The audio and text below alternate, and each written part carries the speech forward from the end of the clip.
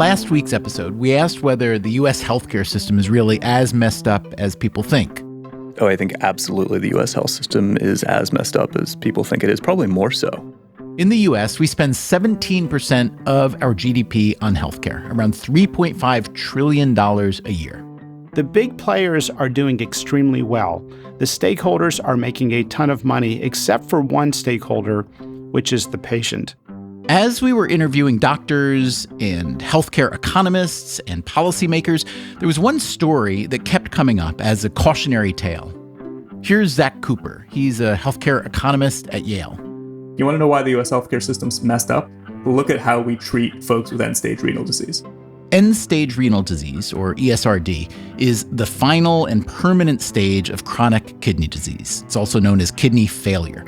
By this point, the kidneys are no longer able to perform the vital function of filtering your blood. Left untreated, the condition is fatal. What are the treatment options? Here's Ryan McDevitt, an economist at Duke. Transplant is the most preferred option. It's the only way to cure this condition long term. But kidneys are very scarce. Not all patients are suitable for one. And what happens when a kidney transplant is not an option? So really, almost all cases, you have to go on dialysis after kidney failure. Dialysis is the process by which a patient is hooked up to a machine that helps do the job their kidneys can no longer do. In the U.S., this typically happens in a dialysis clinic where a patient might go 3 or 4 times a week for about 4 hours each session. It's really a big part of your life, and it really makes it hard to do anything else. In the 1970s, there were only around 10,000 Americans on dialysis. Today, that number is nearly 500,000. Another 200,000 people live with a transplanted kidney. Why has there been such a spike? As a population, we've gotten sicker. That's one thing. The leading cause of kidney disease is diabetes, which has also spiked. About 1 of 3 adults with diabetes has some form of kidney disease, and about 30% of people worldwide with end-stage renal disease are diabetics. But also, the management of kidney disease has improved, so more patients stay alive long enough to be receiving dialysis. That said, it is called end-stage renal disease for a reason. 1 in 5 patients who start dialysis die within a year. The average survival rate is 3 years, with 100,000 new patients each year requiring dialysis. And what does it cost to treat a patient with end-stage renal disease? Each patient's costing us about $100,000 a year to treat. We're talking over $30 billion a year in Medicare spending. It's 6 to 7% of Medicare's overall budget, and it's almost 1% of the entire federal budget, which to me is just a staggering statistic. Every $100 I send in taxes, 1 of it's going to pay for dialysis. And what about the dialysis industry? How would a healthcare economist like Zach Cooper describe it? The dialysis industry is just a hot mess. A hot mess because why? There's not sort of one thing wrong. How about just one, for starters? I don't know what the legal definition is of fraud, but I think you're going to see some of those firms get pretty close to the limit. Yeah, that does sound like a pretty hot mess. So today on the show, we'll get the economist's take on the dialysis industry. Just a case study of duopoly and the bad things that can happen when there's no competition. Also, the politicians. It feels like they care more about their business model than they do their patients. And the dialysis industry itself. From the outside, that's exactly what I might think if I didn't have more information. All right, then, let's have more information, starting right after this.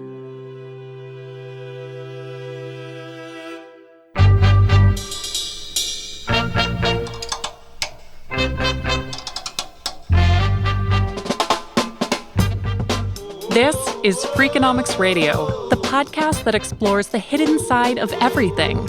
Here's your host, Stephen Dubner.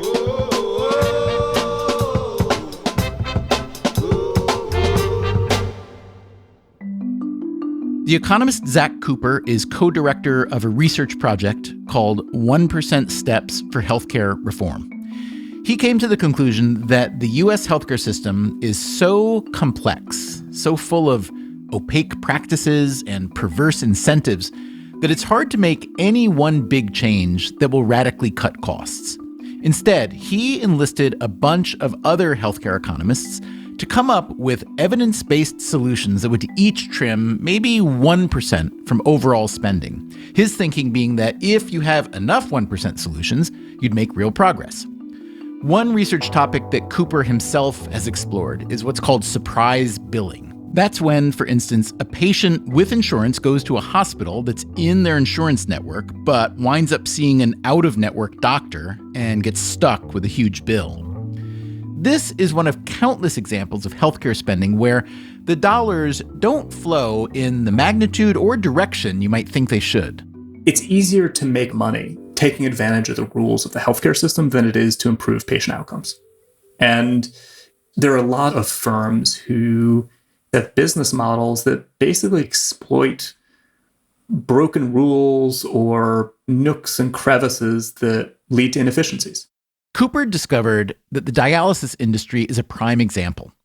Within the U.S. healthcare system, the dialysis industry is an outlier for a few reasons. The biggest one being its relationship with Medicare, the federal health insurance program for older Americans. In the 1970s, Medicare expanded and legislators basically codified that if you had end-stage renal disease, you could get Medicare coverage. This is very unusual. For all ailments except one other, ALS, or Lou Gehrig's disease, Medicare doesn't kick in until you turn 65. Why is dialysis an exception? It goes back to the invention of dialysis technology in the 1960s. For folks who had end-stage renal disease, it was like dialysis or death. And it was really, really expensive. And the question was like, how do you allocate it across individuals? Committees were set up to assess each patient's so-called social worth. These committees came to be known as God panels. They were essentially choosing which patients would live and which would die. For 7 years, the federal government debated what to do about this new technology that saved lives but cost so much. And then in 1972, under President Nixon, they actually did a dialysis of a patient on the floor of the House of Representatives. It was this powerful moment that captivated legislators. The chair of the Senate Finance Committee at the time was Russell B. Long, a Democrat from Louisiana. I sat there and thought to myself, we are the greatest nation on earth, he later recalled, the wealthiest per capita. Are we so hard-pressed that we cannot pay for this? And the thing got inserted at the 11th hour into a Medicare reform bill and changed the shape of the Medicare program. So while Medicare for all is not yet a thing in the United States, Medicare for all dialysis patients is, with one key stipulation. Private insurance picks up the first 30 months if you are on private insurance when you begin dialysis. That, again, is the Duke economist Ryan McDevitt. Why 30 months? Someone in D.C. decided 30 months is the right number, and we've been sticking with it. So for some people with kidney failure, especially younger ones who are still working, their private or commercial insurance picks up the dialysis bill for the first 2.5 years, at which point Medicare coverage takes over. Although the disease is so exhausting that many of these patients have to stop working. Then they lose their private insurance and move on to Medicare. And here is a key fact. The rates paid by Medicare to the big dialysis chains are much lower than the rates paid by private insurance companies. Medicare just sets a rate. You have to take it or leave it. But the big chains can negotiate very high reimbursements from private insurers, 3 or 4 times as generous as Medicare reimbursements. Medicare rates do vary a bit, but typically one dialysis session is priced at around $250. So for a patient getting dialysis 4 times a week, the clinic gets $1,000 a week from Medicare. But if the patient has commercial insurance, the same clinic might get up to $4,000 a week. And so these big companies basically make all of their profits from a very, very narrow sliver of commercially insured patients. Cooper says around 12% of people who need dialysis are funded by commercial insurers. And the guesstimate is for some of these big firms, that's about 40% of their revenue and all of their profit. The U.S. dialysis market is dominated by 2 large firms, DaVita, which is based in Denver, and Fresenius, with headquarters in Germany. DaVita and Fresenius are rivals when it comes to running dialysis clinics, but because Fresenius also manufactures dialysis machines, DaVita is also one of their biggest customers. McDevitt again. These are for-profit, publicly traded companies. So their mandate, their whole reason for existence, is to make as much money as possible. And that's what they do.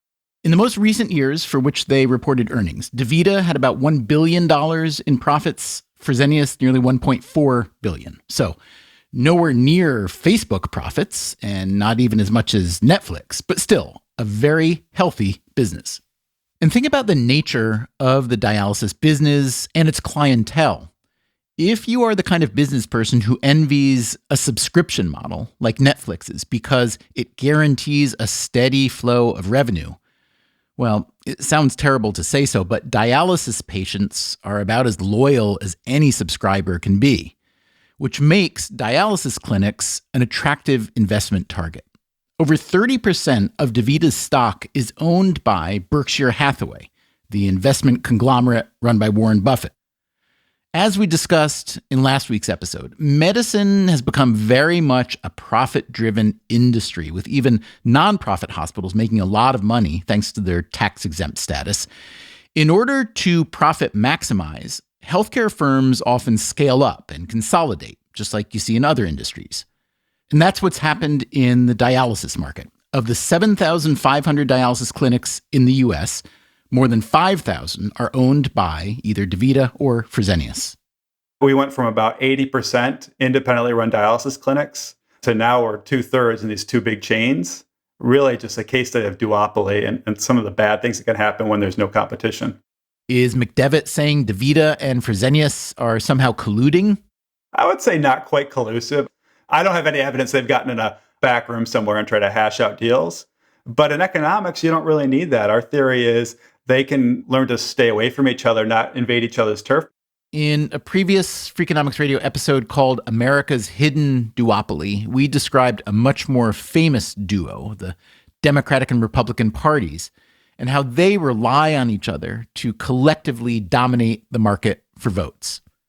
Ryan McDevitt argues that DaVita and Fresenius have become nearly as dominant in their market, having spent the past 30 years buying up independent dialysis clinics. These were often owned by nephrologists, kidney doctors, or a hospital. You might think a consolidation like this would trigger antitrust concerns, but any one dialysis clinic just isn't that valuable. Maybe $4 million in revenue per year. So that's way under any threshold for antitrust scrutiny. No one's really going to look at this. The University of Chicago economist Thomas Woolman calls this stealth consolidation, and we should probably expect more of it. 20 years ago, the threshold for reporting a merger to the Federal Trade Commission was $10 million. Now it is $90 million. In the case of DaVita and Fresenius, their acquisition of so many dialysis centers gives them market power, which in turn gives them bargaining power with commercial insurance companies. That's how they are able to set an insurance price that can be 4 times higher than the Medicare price. In a case like this, where denying care would mean death, insurers just don't have much leverage. Now, again, consolidation is common throughout the healthcare industry. Hospital chains, doctors' practices, equipment manufacturers, you see it everywhere.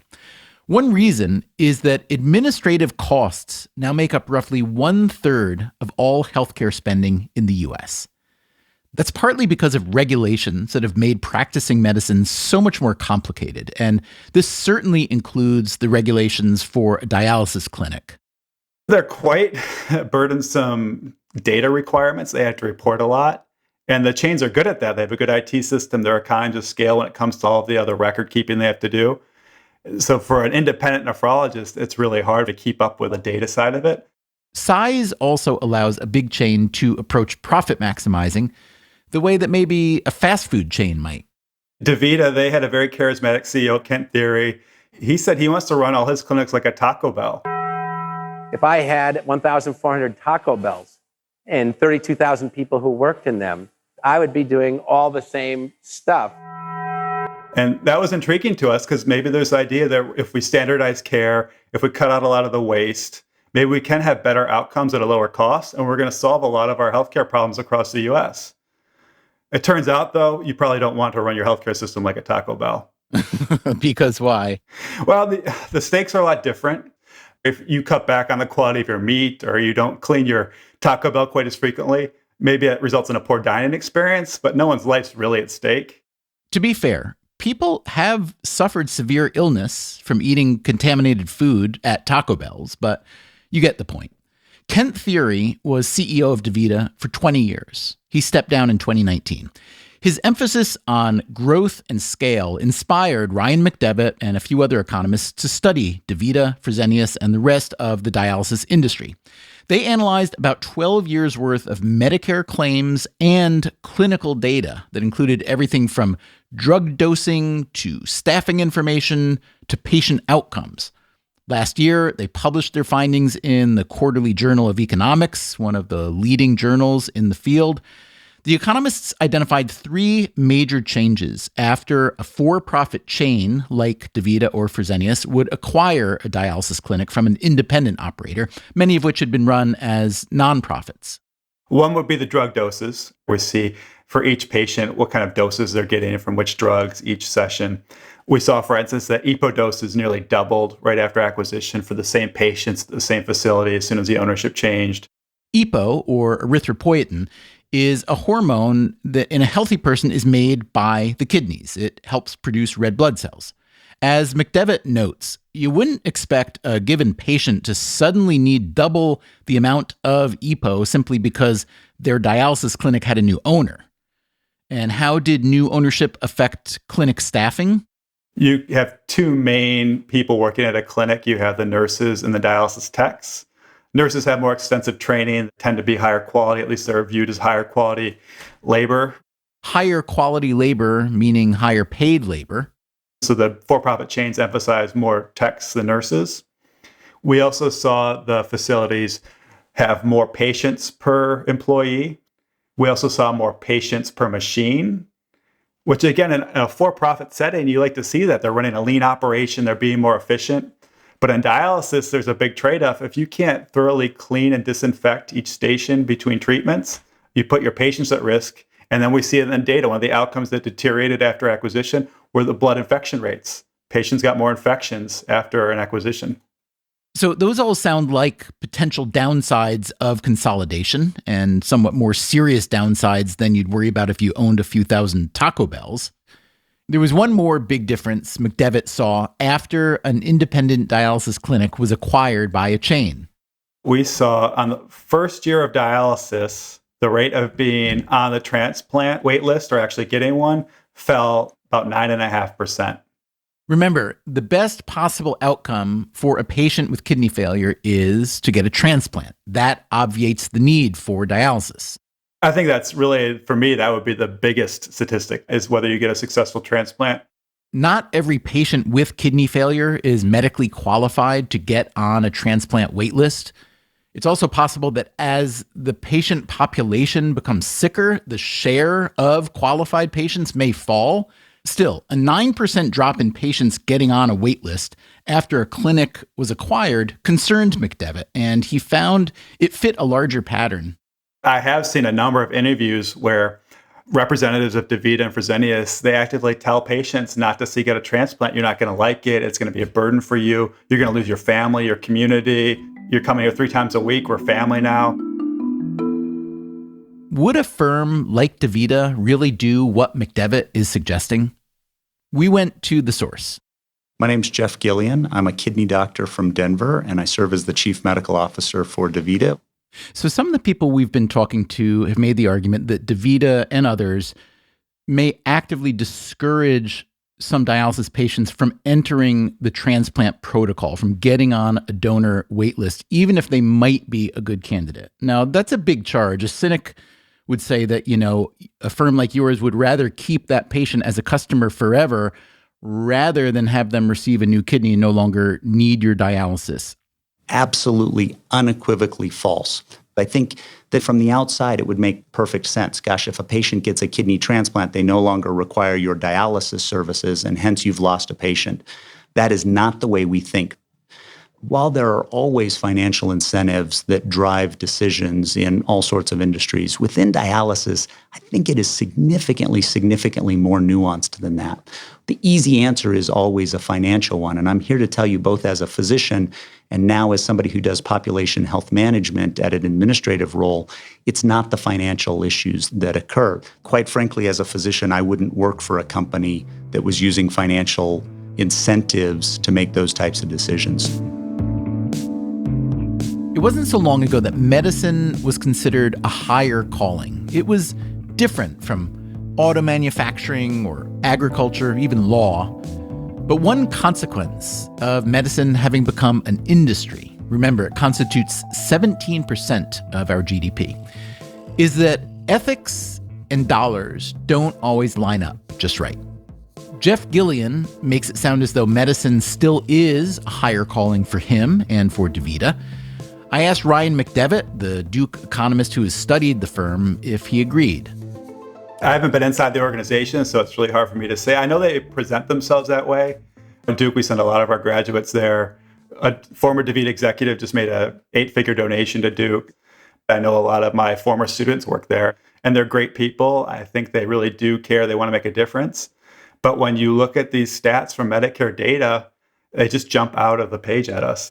Considering that 8-figure donation, did anyone at Duke ask you to reconsider any details in the paper that you published on them? My business school dean would, of course, be much happier if I had found that DaVita was saving the world. But we have independent research. No one's at Duke telling me what I can and cannot publish. Coming up after the break, if you don't like what you've learned so far about the big dialysis firms, you are definitely not going to like what you hear next. That's coming up right after this.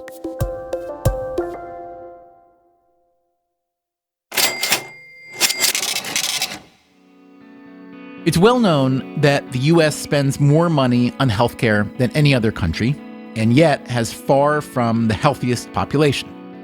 Medicine has become, at least to a significant degree, a market-driven industry with massive spending on pills and procedures, but not much spending at all on prevention or health maintenance. One example, end-stage renal disease, in which nearly 500,000 Americans receive treatment covered by Medicare that costs about $100,000 a year per patient, with roughly half of that money going to dialysis clinics and the rest to inpatient facilities. The dialysis industry has come to be dominated by two firms, DaVita and Fresenius. As we've heard so far, a peer-reviewed economic analysis shows these firms behave in a variety of ways that seem closer to profiteering than just profit maximizing. From the outside, I think that's exactly what I might think myself if I didn't have more information. Jeff Gillian used to be a kidney doctor in private practice in Denver. Now he is the chief medical officer at DaVita. He says that yes, much more could and should be done to promote kidney health, but DaVita's mission is to care for patients who reach ESRD, or end-stage renal disease. I think about it a little bit like a trauma center. So a trauma center at a local hospital does not want there to be a massive pileup on the highway. A trauma center doesn't want there to be a mass shooting. But a trauma center exists because, unfortunately, those things occur. And the truth of the matter is, in dialysis, we feel the same way. I would love it if there was no more need for dialysis, if there was no more kidney failure. I would go out and find another job in a heartbeat. But unfortunately, that's not the world we live in. And we do have people that need dialysis. And so we are here, just like that trauma center is there, to take care of those patients that need it. And what does Gillian say to the research showing that consolidation in the dialysis industry has led to higher profits but worse outcomes for patients?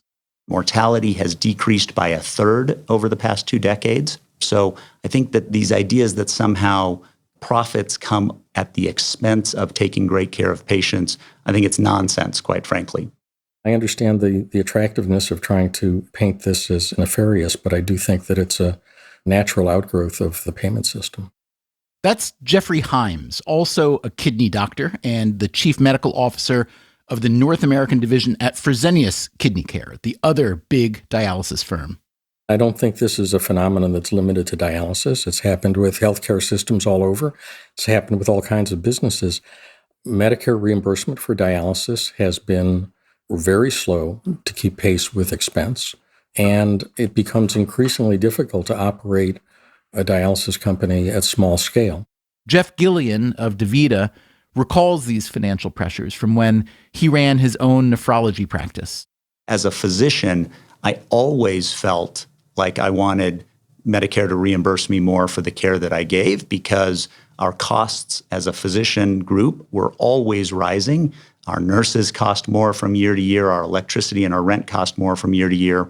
But that increase in dialysis payments really has not gone up significantly on a year-to-year basis.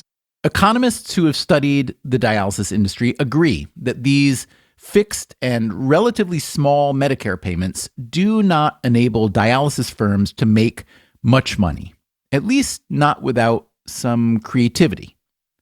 Remember, here's what the Duke economist Ryan McDevitt found when he analyzed data from dialysis clinics after they had been acquired by one of the big chains. They nearly doubled the drug doses for patients. And again, we're looking at the very same patient before and after this acquisition. So it's not that characteristics changed. It's not like they got sicker. Everything else was held constant. It was just that change in owner that was driving all this difference. How does McDevitt explain the increased doses? Medicare was giving fee-for-service reimbursements for these drug doses, which means that each dose the clinic gave their patients was a marginal profit. And it was quite lucrative. It was up to 25% of DaVita's revenue and 40% of their profits during this time period. So really a key financial incentive to give excessive doses to patients. But that incentive was done away with when Medicare caught on to this practice. In 2011, they changed their payment system from per dose to per session. And what happened after this change? We saw doses fall about 50% right after the payment reform. As McDevitt and others describe it, the dialysis industry, and DaVita in particular, have a history of shady practices in the pursuit of higher profits. In 2014, the firm agreed to pay more than $350 million to settle claims that it had given illegal kickbacks to doctors in exchange for patient referrals. The whistleblower was a former senior financial executive at DaVita. The following year, in a case brought by two whistleblowers, DaVita agreed to pay $450 million against charges of illegally billing the federal government for dialysis drugs. There have been other fines and settlements adding up to at least $1 billion over the past 10 years. This is just a cost of doing business. Okay, that's fine. That's Jim Chanos, who runs a hedge fund called Kinnikos Associates. His specialty is short selling, betting that a given stock or other asset will lose value. You've probably heard about the recent short selling drama over GameStop stock. Anyway, Chanos made his name years ago shorting Enron stock. We've seen that corporate wrongdoing increasingly is penalized economically by fines and penalties, but that's it, right? No one ever goes to jail. And I think that's the problem. You actually have people deciding to do this, but the corporations themselves end up just paying for it if they get caught. Short sellers are often depicted as exploitive, taking advantage of a good company's bad fortunes. Chanos doesn't see it that way. The real role that short sellers play in the market that nobody else plays is that they're the real-time financial detectives. And regulators are the financial archaeologists in the system. The regulators will tell you what happened years and years later after you've lost all your money. And short sellers have an economic incentive to ferret out fraud. We live in what I call right now the golden age of fraud. And so companies with very questionable business models have actually done better than companies playing by the rules for the most part. So Chanos is always looking for companies that make their money with a questionable business model. In 2014, he came across DaVita and Fresenius. By this point, the drug dosing Medicare loophole had been closed, but as he dug into their business, he discovered what looked like a suspicious relationship between the two dialysis chains and a charity called the American Kidney Fund, whose mission is to provide financial support to needy patients. So the American Kidney Fund will help various patients pay for private policies. Private insurance policies, that is, instead of Medicare. The patient is strongly urged because of quality of care, convenience, whatever the case might be, that they will be treated better as a commercial policy patient rather than a government policy patient, and that the American Kidney Fund could help them pay those premiums. On its surface, that does not sound like a terrible thing for a kidney charity to do, but Chanos looked at it from the perspective of the dialysis industry. If the dialysis companies could push people that would normally be eligible for Medicare into commercial policies, private policies, they could charge those companies often 2 to 4 times what the going Medicare reimbursement rate was. And Chanos believed that pushing people onto commercial insurance is exactly what the American Kidney Fund was doing. It's helpful here to follow the money. It will come as probably no shock that the 2 largest donors to the American Kidney Fund are the 2 largest dialysis companies, Fresenius and DaVita. In 2018, DaVita and Fresenius reportedly donated a combined $247 million to the American Kidney Fund, or about 80% of the charity's revenues. So they are basically putting money into the charity. The charity is turning around and using that money to help pay premiums to enroll patients in commercial insurance. And then the commercial insurers are charged a huge premium to what the dialysis companies are charging the government. It's estimated that for every dollar that DaVita or Fresenius send to the American Kidney Fund, they receive $3.50 in return from private insurance payments. And that's the problem. One especially interesting part of this arrangement is who's losing money: the insurance companies. It isn't often you hear about insurance companies on the losing end, and maybe you don't have much sympathy. Well, it's the private sector, right? So why should we care if the insurers make less profits? Well, the fact of the matter is it's raising premiums for everybody in the exchanges. That is, the insurance exchanges, the marketplaces created by the Affordable Care Act, also known as Obamacare. And the head of California, Blue Cross Blue Shield, was on the record saying the dialysis in California was driving up private policy rates dramatically. Some insurers have fought back without much success yet. As for Jim Chanos, he gave up his fight. He was short DaVita stock for a few years, but he exited his position in 2020. At the start of 2019, DaVita's stock price was in the 50s. Today, it's above $100 per share. A short-selling investor like Jim Chanos may not be a disinterested source on the relationship between the big dialysis firms and the American Kidney Fund. But there's been plenty of other reporting on this scheme, and the Yale healthcare economist Zach Cooper is convinced it is as unsettling as it appears. He's also convinced that it couldn't have happened without the Affordable Care Act. Before, because you could price insurance plans as a function of an individual's health risks, you could charge huge amounts of money for premiums for folks with end-stage renal disease. But the Affordable Care Act stipulated that insurers could no longer use pre-existing conditions to charge higher premiums. The only acceptable inputs were a patient's age, zip code, and whether they smoked.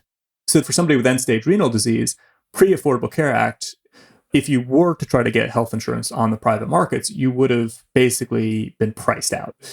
The insurer would have known that you were 100% going to need dialysis, and then basically would have charged you the price of dialysis for your premiums. And the high cost of dialysis was the whole reason that Medicare universally covers it in the first place. But now, a patient with end-stage renal disease could buy private insurance much cheaper than they would have been able to otherwise, and those private insurers were compelled to pay the dialysis firms up to 4 times as much as the Medicare rate for every dialysis session. Exactly. So, Zach, how would you assess the skill, I guess, with which Fresenius and DaVita took advantage of the Obamacare loophole to funnel money through the American Kidney Fund in order to grow their profits? So I think like Dr. Evil was looking at them going like, that was like some pretty slick work. I think it's a really good example of finding a loophole and then just like driving a truck into that loophole as quickly as humanly possible. Capitalism, baby. I don't see it the same way that they see it. Clearly, they're looking at it one way, and I look at it another way. That, again, is Jeff Gillian, DaVita's chief medical officer. He says private insurance gives a dialysis patient significant advantages over Medicare coverage. Medicare only pays 80% of a patient's cost. So if a patient ends up in the hospital, they are on the hook for some percentage, 20% of those costs. Indeed, a patient with end-stage renal disease has a 20% copay, not just for dialysis sessions, but for other issues that may go along with kidney failure. Patients on dialysis have, on average, about 5 other medical conditions. So they need to see their cardiologist, they might need to see their endocrinologist, they are hospitalized intermittently. And so the American Kidney Fund makes it possible for them to have supplemental insurance and to pay those bills ultimately. Why fund the insurance, however, through these nonprofits where it can give the appearance of some kind of profiteering or profit laundering? Why not directly subsidize the patients either through their insurers or some other channel, including perhaps the Affordable Care Act, so that the money can be more directly used by those patients? We're not in the business of subsidizing anybody. We're in the business of taking care of patients. And so when we donate to any of these organizations, they then can distribute in a way that makes the most sense for them and for patients. And that may be patients that dialyze with somebody other than us. So our job here is not to pick and choose who gets help. Our job is to make sure we're supporting patients. Is it true that a patient who gets American Kidney Fund money for private insurance is free to go to any dialysis clinic? In 2019, a lawsuit from 2015 was unsealed based on information from a whistleblower at the American Kidney Fund, alleging that the AKF would only buy private insurance plans for patients going to a clinic owned by one of the 2 major AKF funders, DaVita or Fresenius. The U.S. Justice Department, however, declined to join the whistleblower suit, and the American Kidney Fund declined our request for an interview. They did send us a statement from CEO LeVarn Burton saying that the lawsuit was filed by a, quote, disgruntled former employee who was terminated for cause, and that the American Kidney Fund, quote, fills a gaping hole in the safety net for the neediest dialysis and transplant patients. Meanwhile, there is a legislator in California who fully believes the accusations against the American Kidney Fund and the dialysis chains. We decided to introduce a bill that would essentially end this practice and say that if you are getting private insurance paid for by a third party, that you would get the Medicare rate, not the private insurance rate. Jim Wood, a Democrat, is chair of the Health Committee in California State Assembly. The legislation he introduced in 2019 was Assembly Bill 290. His argument, like the short-selling investor Jim Chanos' argument, is that the dialysis industry's self-funded private insurance scheme is driving up costs for everyone who buys health insurance. We got complaints from the industry that, well, you're a shill for the insurance companies and, they're going to save this money and what do we get out of it? I've read that the American Kidney Fund said that if the bill passed, they would leave the state. So what does that mean exactly? What it means to me is that it feels like they care more about their business model than they do their patients, because I think there are other things they could do. We didn't say you couldn't provide the policies. We just said you couldn't have the industry expect the same level of remuneration. So if they're truly a nonprofit that really cares about patients, they'd be looking for solutions to take care of those patients. You wouldn't just pull up your tent stakes and go home. And what is the status then of AB 290? Well, the bill was very contentious and, the industry lobbied really, really hard. But ultimately, we got it across the line. It was signed by the governor. And then as no good deed goes unpunished, we were sued. Sued by whom? The American Kidney Fund. In part because of the lawsuit and in part because of COVID, Wood's bill is stalled in court. In the last few years, there have also been 2 ballot propositions put to California voters about the dialysis industry. These would have addressed many of the issues we've been hearing about today: requiring more highly trained staff and better reporting of patient data, also potentially capping profits, especially profits derived from private insurance. Both ballot proposals failed. The industry was willing to spend whatever it took to defeat these, and they did. We asked Jeff Gillian from DaVita about the most recent California ballot measure, Prop 23, and why exactly DaVita fought it. As a clinician, one of the things that made no sense to me about that proposition was that it would require a physician to be in the dialysis center the entire time that patients are getting dialysis. Now, as somebody who's maybe not familiar with this, you might say, well, gosh, that sounds like a great idea, except that that's not the way that dialysis works. And there are, quite frankly, not enough kidney doctors to go around. There's already a shortage in this country. And so what this proposition would have done is led to the closure of somewhere between 80 and 90% of dialysis facilities in California. So what that would mean for patients is one of two things. Either they would not get dialysis and they would die, which is not a good option, or they would not get dialysis and every 2 or 3 days they would have to be rushed to the emergency room to get dialysis in a hospital, which is equally not a good option because that would lead to suboptimal care and, unfortunately, excess patient death. Now, that sounds horrible and scary. I know that DaVita spent more than $65 million out of a total of around $105 million to defeat that California proposition last year. The cynic in me, or the skeptic at least, wants to say, well, this is what firms do when they're defending their turf. They throw out scare tactics. They say, all these providers will have to close inevitably because you're over-regulating and people will die as a result. I'm sure that was not the intention of those who wrote the proposition, which is that kidney patients will die. They are charging you of excess profiteering. So what do you really think would be the worst thing had that proposition passed? Well, I think exactly what I said in terms of that fear that a lot of dialysis facilities would have closed. And this wasn't just our analysis. When outside medical organizations looked at this objectively, they came to that same conclusion. And that's a very scary conclusion.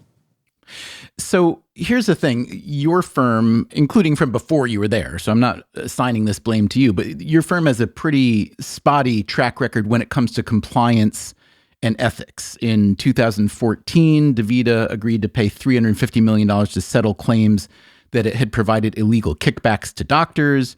In 2015, the company agreed to pay $450 million to settle allegations that it unnecessarily disposed of drugs and then billed the federal government for that waste. So from the outside, what are we supposed to think when we read about the American Kidney Fund and what sounds like profit laundering? Are we supposed to think that, your firm has gotten religion and turned a new leaf? It's hard for me to answer that as a member of the organization because those occurred when I was a physician in practice.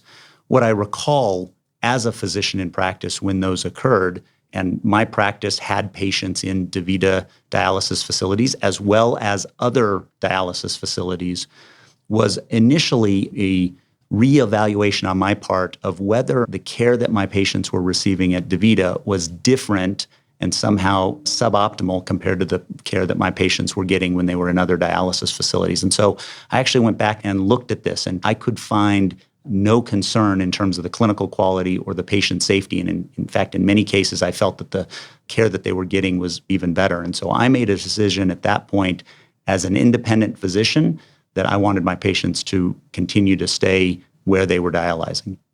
As a nephrologist in private practice before joining DaVita, were you ever offered any sort of kickback or incentive from DaVita or any other larger firm that we might consider illegal or unethical?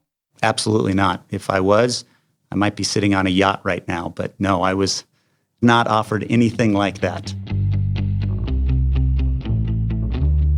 Based on the evidence we've heard today, the big dialysis chains are better at maximizing profits than patient outcomes, and they appear to exploit whatever loopholes the federal government opens up.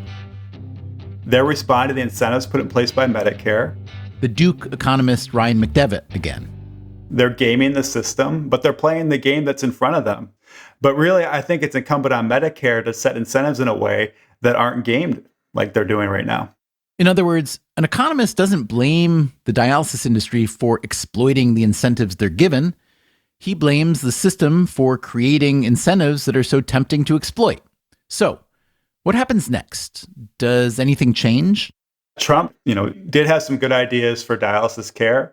Before the pandemic, President Trump signed an executive order addressing not just the dialysis industry, but kidney care generally. Why do you tackle kidney care? Well, it's where the money is. That is Alex Azar, the Secretary of Health and Human Services under Trump. You remember what Ryan McDevitt said about the cost of treating end-stage renal disease? It's 6 to 7% of Medicare's overall budget, and it's almost 1% of the entire federal budget. Alex Azar helped launch a series of kidney care initiatives well beyond dialysis. Financial incentives to providers to encourage prevention and early detection of kidney disease. Also, trying to encourage kidney donation by rolling back the prohibitions against donor compensation. You can actually get compensated for lost wages, for travel expenses, and for childcare, and for elder care. So try to create not an incentive, but make it easier for those who want to give this gift of life, of being a living donor, make that easier. Another big change Azar tried to work on? Letting more end-stage renal disease patients get dialysis at home rather than trekking to a dialysis clinic 3 or 4 days a week. The United States, of our people on dialysis, 12% are doing home-based dialysis. In Guatemala, it's 58% are getting home dialysis. In Hong Kong, it's over 80%. We lag the world in this. Ryan McDevitt has looked at how kidney patients do in home care versus dialysis center care. Outcomes are better, quality of life is better. That's where we should be moving as a country, trying to get more care at home. Alex Azar's own father had kidney failure. He died last year at 80, his life extended by a kidney transplant as well as home dialysis treatment. The way that works is while you're sleeping at night, you basically plug into a machine and it uses just notions of osmosis and water filtration to clean your blood while you sleep during the 8 hours that you're sleeping. And you do that every single night. You may be able to keep working, keep engaged with family and everything, and you're in your own home. Given all these benefits of home dialysis, and given that many other countries do much more of it, why doesn't the U.S.? Prior to the Trump kidney care reforms, the Medicare reimbursements were identical for dialysis at home or in the clinic. For DaVita and Fresenius, there wasn't much incentive to encourage home dialysis. It's cheaper for them to have a bunch of dialysis machines in a common center with a common employee base. Their cost basis is going to be lower, their profit higher than if they're having to support people out in the home doing that. And so the financial incentives are just against it. Not that they would intentionally steer people away from it, but it's just business. As HHS secretary, Azar worked with DaVita and Fresenius on how best to incentivize at-home dialysis. He told us that both firms have committed to increase at-home dialysis, hoping to reach 25% in the short term. To get there, Azar introduced a new payment model that takes two forms. The first is what's called a voluntary model. So that's where those who provide dialysis and those who treat and care for people suffering from chronic kidney disease can voluntarily sign up to assume various risks. So at the lowest end of risk, providers can opt in and say, if we're able to get more people on home dialysis, if we're able to get more people to arrest their chronic kidney disease progression, if we're able to get more people to get into transplant, we'll make more money. That's a pure upside. So there's no downside risk, but simply an incentive to get better. In other words, a direct financial incentive. And Medicare will pay more when providers use what is called qualifying innovative equipment and supplies, including home dialysis machines. The second program goes a step further. Big dialysis centers, big primary care groups, big groups of nephrologists, they can actually assume higher degrees of risk where they actually manage the total cost of care. And so that takes your patient with chronic kidney disease and says, if you can help manage this individual to get them into transplant, which was the best outcome and lowest cost overall, you make money. This would mark a shift away from the fee-for-service model that dominates the U.S. healthcare system toward what's called value-based care, where providers are paid according to their patients' outcomes. This idea goes back to the practice of medicine before it was such a complex industry. The goal is to get or keep people healthy, not simply to perform more procedures. We asked Jeff Gillian and Jeffrey Himes, the chief medical officers of DaVita and Fresenius, what they thought of shifting more resources upstream. There are a lot more people out there living with early stages of kidney disease. That's Gillian. In fact, 1 in 7 of us have some form of kidney dysfunction. Now, for most of us, we will live our whole lives and that won't bother us. So if you think about this, taking off our clinical hat and just said, well, gosh, where is it that there are the most number of patients? There are the most number of patients upstream living with some amount of kidney dysfunction. In other words, a company specializing in kidney care should theoretically be able to prosper with a patient base that hasn't reached end-stage renal disease. And here's Jeffrey Himes from Fresenius. I just don't think that it's credible to say that either the physicians treating the patients or the company are so money blind as to say that we don't want to prevent progression to ESRD. The Trump executive order on this new kidney care payment model has been frozen by the Biden administration, not a surprising development as the new administration evaluates which Trump healthcare reforms to keep. In the meantime, lessons have been learned. I think that the story of end-stage renal disease is a window about why we spend a lot on healthcare in this country.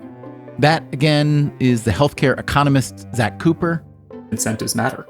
If you pay firms on a fee-for-service basis, they're going to do everything they can to squeeze as many patients through in as short amount of time as possible. And if you don't measure quality, you're probably going to see quality go down. If there's the opportunity for those firms to get higher reimbursements if an individual has commercial insurance, you're going to see those firms buy people commercial insurance. And if you see that there's a nook or a cranny or a crevice that can be exploited to generate larger returns, you ought to expect the firm to enter that crevice. That's it for our show this time. We'll be back next week. Until then, take care of yourself, and if you can, someone else too. Freakonomics Radio is produced by Stitcher and Renbud Radio. We can be reached at radio@freakonomics.com. This episode was produced by Zach Lipinski with research help from Jacob Clementi. Our staff also includes Allison Craiglow, Mark McCluskey, Greg Rippin, Mary Duke, and Emma Terrell. We had help this week from Jasmine Klinger. Our theme song is Mr. Fortune by the Hitchhikers. All the other music was composed by Luis Guerra. You can get the entire archive of Freakonomics Radio on any podcast app, or you can visit Freakonomics.com, where we also publish transcripts and show notes. As always, thanks for listening. You gotta be freaking kidding me. It's the neighbor. It's a lawnmower or something? Yeah. The Freakonomics Radio Network. Stitcher.